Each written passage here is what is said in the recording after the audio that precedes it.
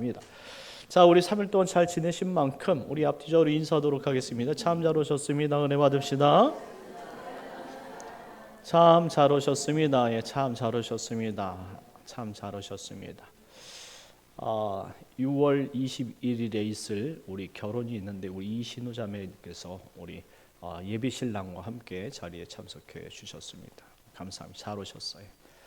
나가실 때 손잡아 주시고 축복 많이 해주시면 감사할 것 같습니다. 예비 신랑이에요. 6월 21일입니다. 6월 21일. 예.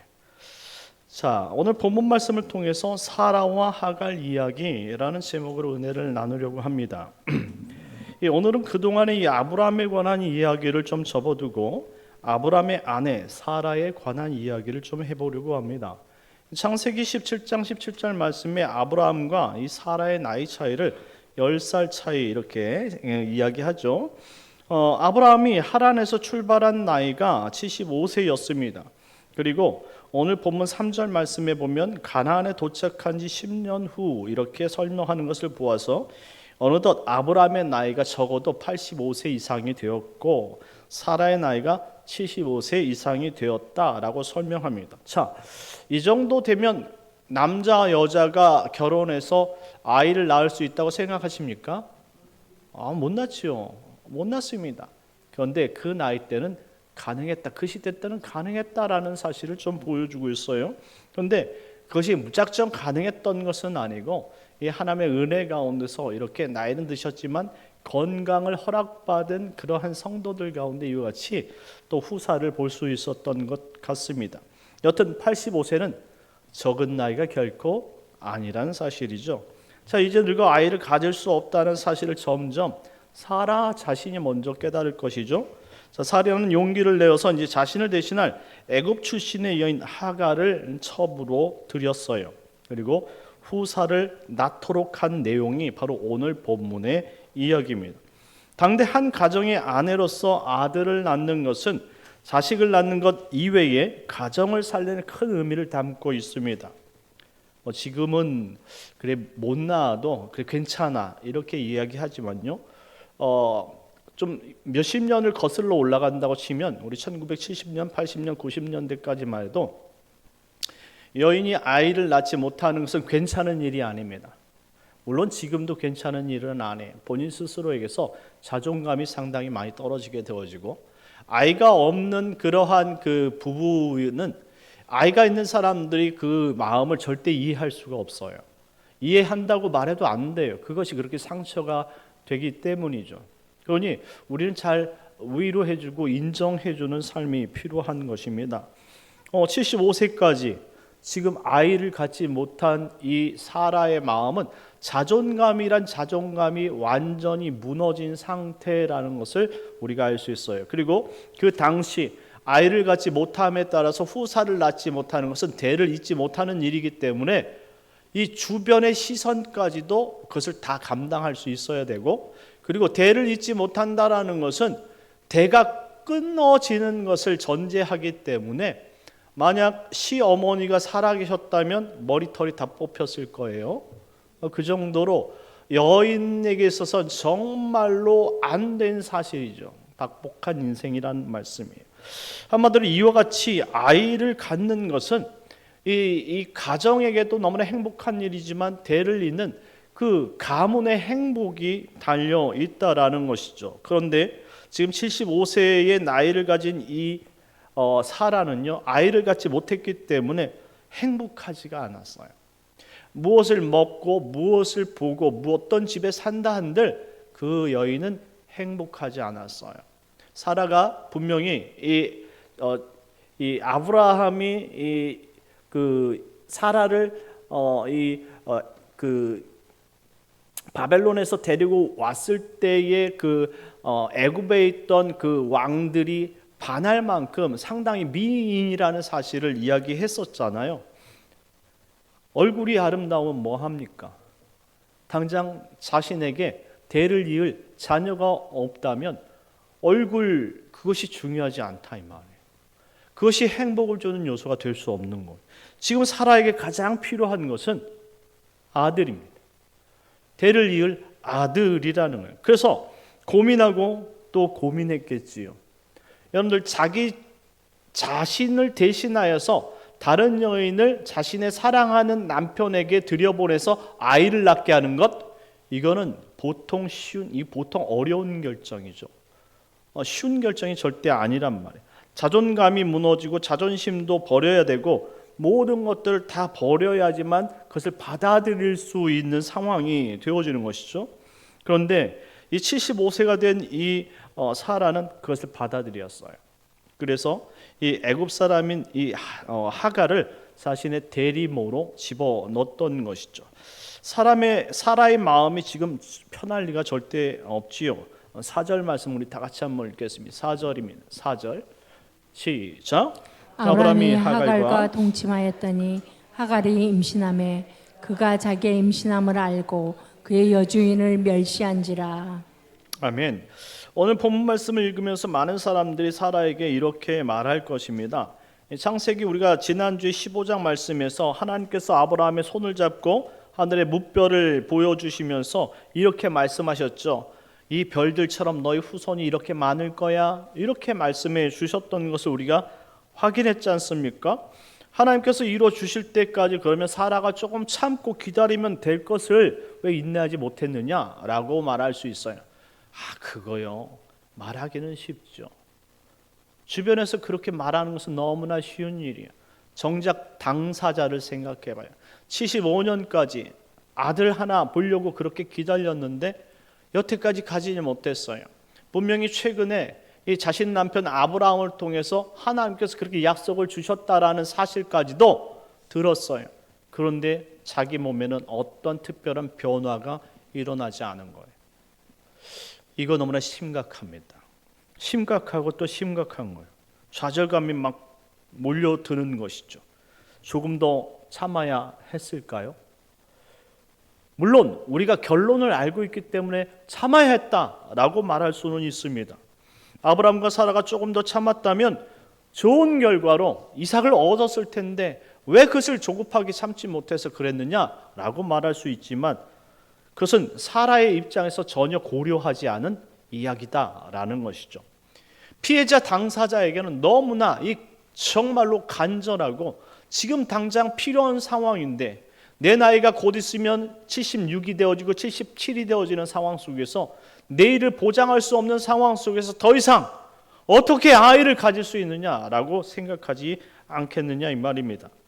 하나님께서 아브라함에게 이와 같은 언약을 주실 때에 창세기 15장 4절 말씀에 찾아가 보면 여호와의 말씀이 그에게 임하여 이르시되 그 사람이 내 상속자가 아니라 내 몸에서 날 자가 내 상속자가 되리라 하시고, 여기서 그 사람이라는 것은 엘리멜렉이라고 하여서 아브라함의 몸종을 이야기하는 거예요. 5절 말씀에 그를 이끌고 밖으로 나가 이와 같이 내 자손을 주실 것이야 라고 약속하셨다라는 거예요. 자, 아브라함의 약속을 다시 한번 확인하는 거예요. 자, 그렇다면 아브라함의 입장에서 하나님께서 약속하실 그때 사라를 통하여 내 아들 주실 것이다, 내 아들을 주실 것이다 라고 그 이름을 한 번만 언급했다 할지라도 사라가 기다렸을 거예요. 그런데 하나님께서 그렇게 약속하시지 않았어요. 뭐라고요? 15장 4절 말씀에 그에게 임하여 이르시되 그 사람이 내 상속자가 아니라 내 몸에서 날 자가 상속자다라고 말합니다. 내 몸에서 날 자라는 것은 아브라함의 씨를 이야기하는 거예요. 한마디로 그 씨는 아브라함의 씨인 것이지 특별히 사라를 지칭한 것이 아니란 말씀이죠. 한마디로 그 당시에 대리모를 통해서 자신의 아들을, 자신의 딸을 가질 수 있었던 남자의 입장에서는, 가부장적 남자의 입장에서는 그 여인이 누구든 상관이 없었다 이 말이죠. 그러니 내 몸에서 난다라는 표현은 너무나 방대하고 추상적이다 이 말이죠. 거기에 하나님께서 분명히 사라의 몸에서라고 그 한 단어만, 그 이름만 집어넣어줬더라면 사라가 이처럼 비참한 인생을 살지 않았을 거예요. 그런데 하나님께서 무심하게 사라의 이름을 부르지 않았다 이 말씀입니다. 자, 그런 입장 속에서 지금 사라가 어떻게 받아들이겠느냐 이 말입니다. 그러니 자신은 시간이 다 했고 이제 자신의 육체는 한계를 다했으니 아브라함의 씨를 받으면 되는 거 아니에요. 왜? 약속을 주셨으니까. 그렇다면 그 씨가 중요하다면 사라 몸이 아니더라도 그 몸종인 애굽 여인 하갈을 데려와도 상관이 없다라고 생각했던 것입니다. 이해가십니까? 사라 입장에서는 충분히 이해갑니다. 충분한 이야기예요. 물론 우리가 생각해 볼 수 있어요. 아니, 하나님은 전능하시고 그리고 또 어차피 사라를 통해서 그 아들을 갖게 하실 거면 거기다가 사라 이름 한 번만 불러주면 되지. 왜 그렇게 매정하게, 왜 수수께끼처럼 그 이름을 불러주지 않아서 사람을 이렇게 힘들고 이것을 통해서 문제를 나타나게 하시느냐? 왜 이렇게 짓궂으십니까, 하나님? 이렇게 말할 수 있다 이거죠. 하나님 참 짓궂죠. 무엇인가 가르쳐주면 확실하게 기다릴 텐데 몇 날 며칠이라고 얘기만 해주시면 그냥 눈 딱 감고 그날까지 무조건 기다릴 텐데 그 날짜까지 이야기 안 해주니까 응답 받았다 이야기하지만 언제 받았는지 인내하지 않으면 절대로 받을 수 없다는 것을 보여주고 있는 것입니다. 무슨 말씀인지 알겠습니까? 믿음은 반드시 인내를 수반해야지만 된다는 거예요. 어떤 사람이라도 응답을 받았다 할지라도 그것이 언제 이루어질지 모르기 때문에 기다리고 있는 모든 성도들은 인내하지 않으면 그 믿음을 온전히 이룰 수 없다라는 사실을 가르쳐 주고 있는 것이죠. 그래서 사라는 사회 통념을 따라서 대리모 출산을 선택하게 되죠. 자신의 몸종 하갈을 불러서 아브라함이 잠자리에 들어가도록 요청하게 됩니다. 자신의 자존감을 구겨가면서 말입니다. 그런데 이제 문제가 생기게 되죠. 만일 사라의 몸종인 이 하갈이 아브라함의 아이를 갖는다면 어떻게 변할까요? 그것이 바로 이제 오늘 본문 말씀이에요. 싸가지 없이 변하는 거죠. 아주 싸가지가 없어요. 또 이렇게 얘기하면 또 우리 아내가 돌아가면서 혼낼 텐데. 항상 요즘에 자꾸 그냥 돌아가면서 혼나요. 저는. 좀 좋은 단어를 많이 선택하라고 했는데 좀 어느 때 참 주체하지 못하고 이렇게 하갈이 못돼가지고 못된 여자를 보니까 그렇게 참 그랬습니다. 하여튼 아주 못된 여자예요. 자, 몸종이 변했어요. 이 당시 살풍토가 아이를 낳지 못하는 여인은 사회적으로 무시를 당했던 시대였어요. 그리고 업신여김을 당했어도 그것을 당연하게 여기던 시대였어요. 그런데 우리가 착각하지 말아야 될 것이 있어요. 여기 하갈이 착각한 것이 있는데 이 주인과 몸종은 정확하게 신분이 선이 그어져 있다라는 거예요. 한마디로 이 몸종과 주인의 사이는 너무나 갭이 큰 거예요. 이 선을 넘을 수 없었다는, 왜? 그 몸종을 주인이 샀기 때문에 그 몸종은 주인을 대신한다 이 말입니다. 그렇다면 이런 원리가 되는 거죠. 그 몸종 하갈이 아이를 낳았어. 그러면 이 아이는 누구 겁니까? 누구의 아이예요? 사라의 아이예요. 사라의 아이. 왜? 사라의 몸종이기 때문에. 그렇기 때문에 그것을 담보로 하고 하갈을 아브라함에게 넣었다 이 말입니다. 이해가시죠? 그런데 어떻게 됩니까? 하갈이 교만해진 거예요. 그 당시 이 몸종이 주인을 넘을 수 없음에도 불구하고 자신이 아들을 낳았다라는 그 기쁨에 그냥 자신의 이 주인인 사라를 막대했던 것입니다. 그래서 은연중에 막 은따를 하는 거예요. 은근히 따돌리는 거예요. 말로 막 따돌리기 시작합니다. 주인님은 뭐해? 아이도 못 낳으면서 뭐 이런 거죠. 아이고 좋텐다. 뭐 그래서 아이도 못 낳으면서 이렇게 이야기하는, 뭐 시시콜콜 무엇이든지 아이도 못 낳으면서 이렇게 하니까 여러분들 그 소리를 듣고 있는 사라가 기분이 좋겠습니까? 나쁘겠습니까? 기분이 너무나 안 좋은 거예요. 그래서 어떡합니까? 사라가 너무나 힘들어하기 시작했어요. 자, 다시 한번 3절과 4절 말씀을 읽도록 할게요. 3절 4절입니다. 시작. 아브라함의 아내 사레가 그 여종 애굽 사람 하갈을 데려다가 그 남편 아브라함에게 처부러 준 때는 아브라함이 가나안 땅에 거주한 지 10년 후였더라. 아브라함이 하갈과 동침하였더니 하갈이 임신하매 그가 자기의 임신함을 알고 그의 여주인을 멸시한지라. 아멘. 하갈은 자신의 위치를 잊고 자신의 주인을 멸시하기 시작했다라고 시작합니다. 자신이 아들을 임신했기 때문에 당시 고대 풍습을 따라 주인의 자리에 오를 수 있다고 생각했는지 몰라요. 한마디로 그 사라의 위치까지 넘보았다라는 사실입니다. 그런데 하나님께서 그것을 허락지 않으셨어요.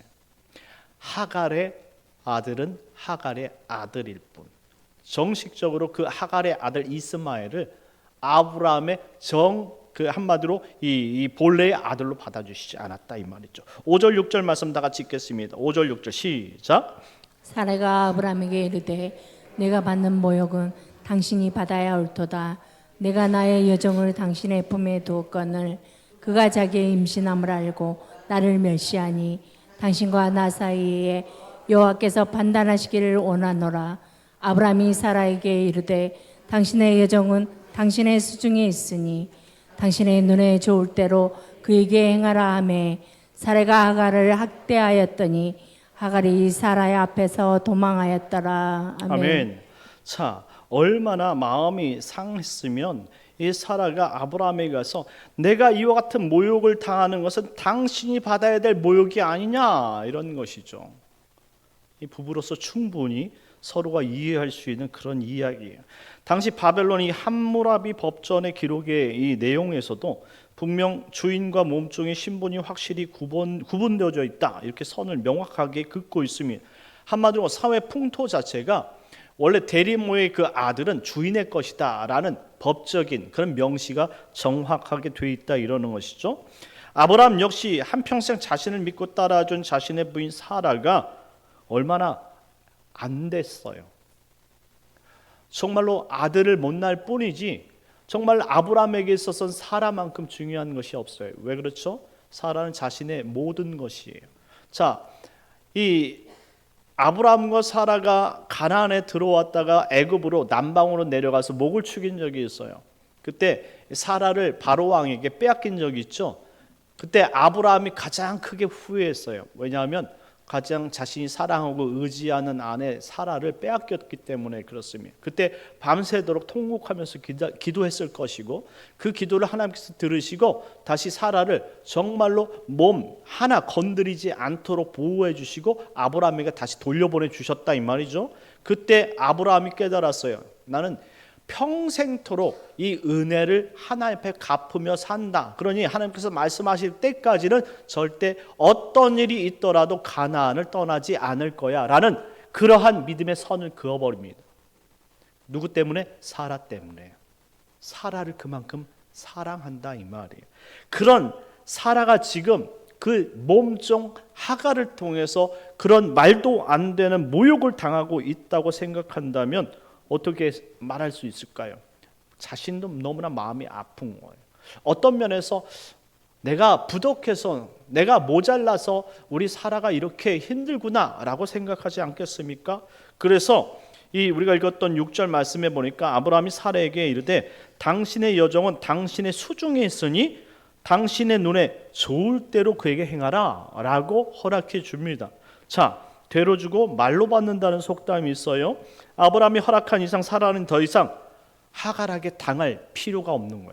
그때부터 물어뜯기 시작하는 것이죠. 이제 걸린 거예요. 이제 사라 주인, 이 주인의 힘이 얼마나 센지를 이 사라가 하갈에게 보이기 시작합니다. 그때부터 보일 때마다 막 얼굴에 오선지를 긋고 머리털을 잡혀서 팍 뽑아버리고 그리고 보이는 데마다 그 사람을 완전히 하갈을 그냥 막대하는 거예요. 막 몽둥이 보이면 몽둥이로 때리고 쫓아가면서 때리고 막 이빨로 막 살을 물고 얼굴을 물고 팔을 물고 다리를 물고 배를 물고 그냥. 너무 독한 것 같습니까? 모르겠어요. 사라가 이렇게 독했는지 모르겠지만 한마디로 분이 풀릴 때까지 아마 괴롭혔을 것이다 라는 거예요. 얼마나 괴롭혔는지 이 6절 말씀에 보니까 아브라함이 허락하여 사라가 공식적으로 하갈을 학대했죠. 그냥 얼마나 한을 품고 그렇게 공격했는지 하갈은 견디지 못하고 가나안 땅 밖 사막으로 야반도주하게 되죠. 자, 우리가 알다시피 주인의 허락 없이 도주한 노예는 반드시 그 책임을 물어서 죽이도록 되어 있어요. 한마디로 사라한테 다시 잡히면 이 하갈은 죽은 목숨이다 이거죠. 그의 아들 이스마엘까지 다 죽는 거예요. 자, 그런데 8절 말씀에 보니까 이 하나님께서 이 은혜를 베풀어 주셔요 하갈에게. 8절 말씀 우리 다 같이 한번 읽어보도록 하겠습니다. 8절입니다. 8절 시작. 이르되 사라의 여종 하갈아 내가 어디서 왔으면 어디로 가느냐.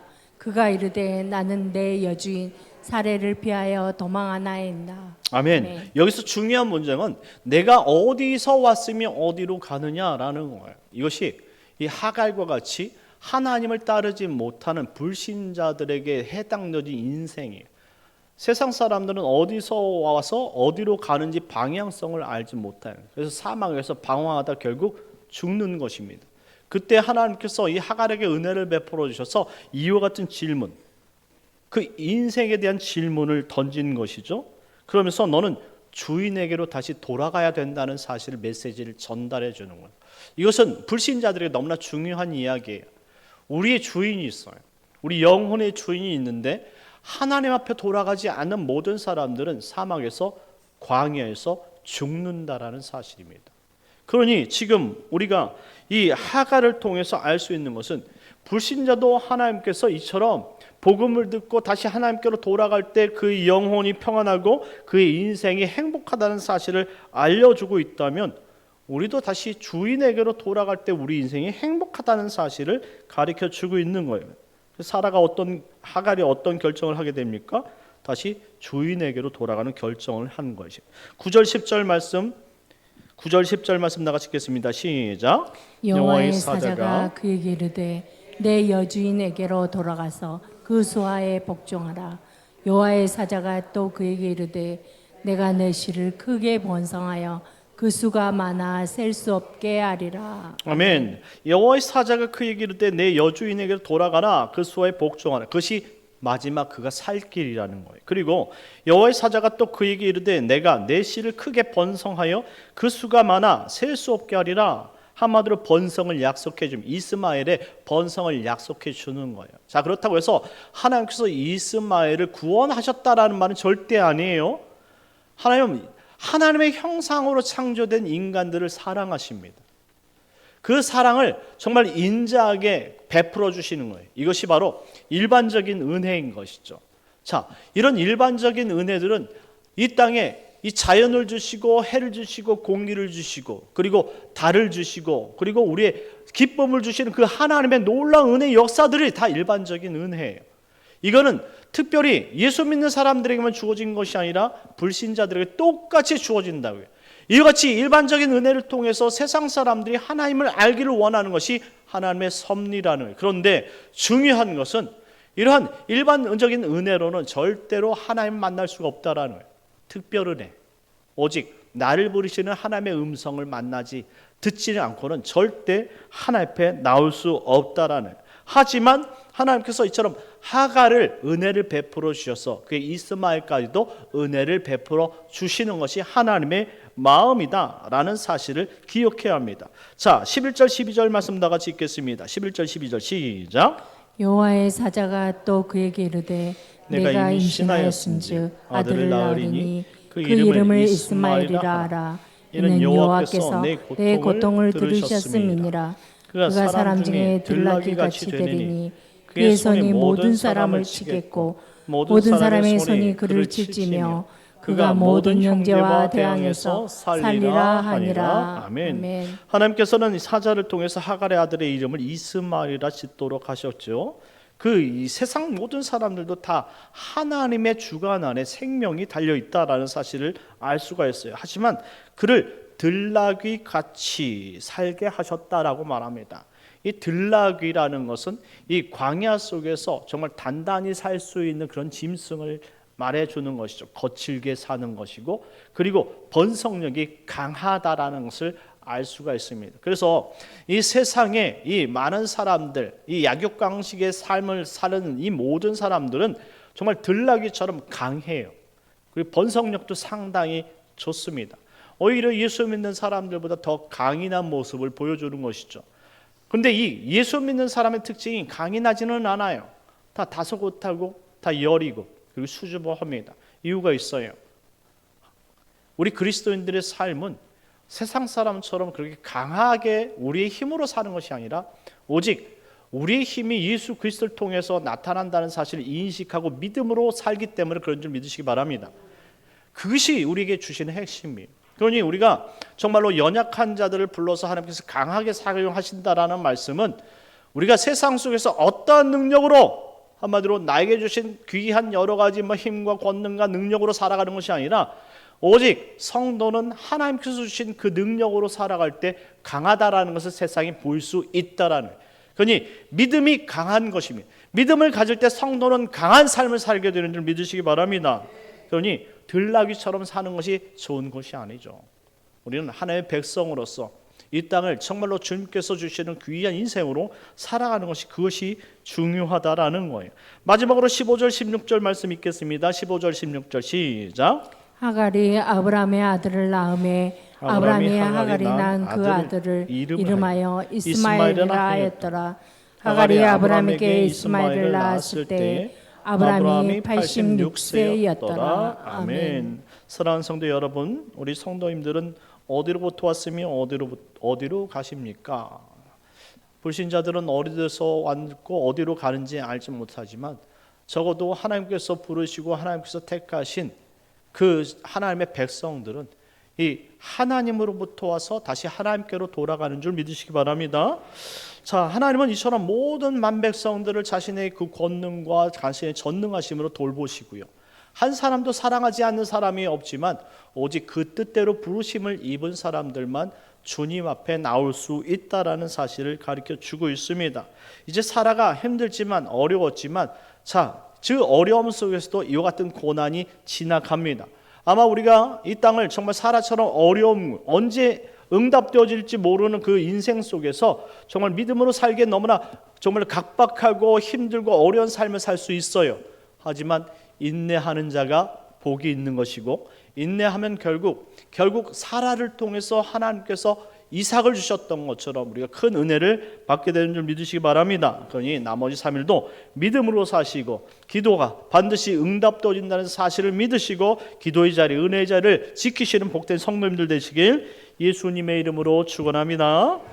우리 잠시 기도하겠습니다. 우리 기도하실 때 나머지 3일도 하나님 정말 아브라함처럼 복된 인생, 사라처럼 복된 인생 되게 하여 주옵소서. 힘들지만 어렵지만 믿음으로 인내하게 하시고 하나님의 응답이 있을 때까지 정말 인내하여 오래 참고 그 인내를 이룰 수 있는 3일 되고 성도들이 되게 하여 주옵소서. 우리 주여 한번 기도하겠습니다. 주여 하나님 아버지 감사합니다. 하나님의 사랑이 충만케 하여 주옵소서. 주의 은혜가 충만하여서 하나님 믿음으로 산 결실을 보게 하여 주옵소서.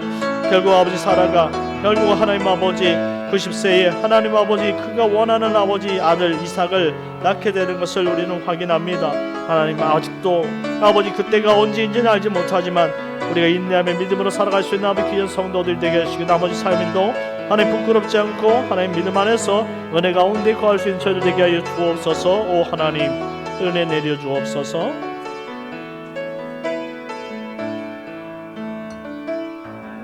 참 주신 하나님 은혜를 감사합니다. 하나님 오늘 사라 이야기를 통해서 하나님께서 사라에게 계획이 있다는 사실, 또 인내하는 자가 응답을 받는다는 사실을 하나님 우리가 새겨 들었사오니 하나님 우리가 여지 정말 부족하지만 하나님 나머지 3일도 인내하고 하나님께서 주실 그 응답을 기대하고 사모하면서 살게 하여 주옵소서. 예수님의 이름으로 기도드리옵나이다. 아멘.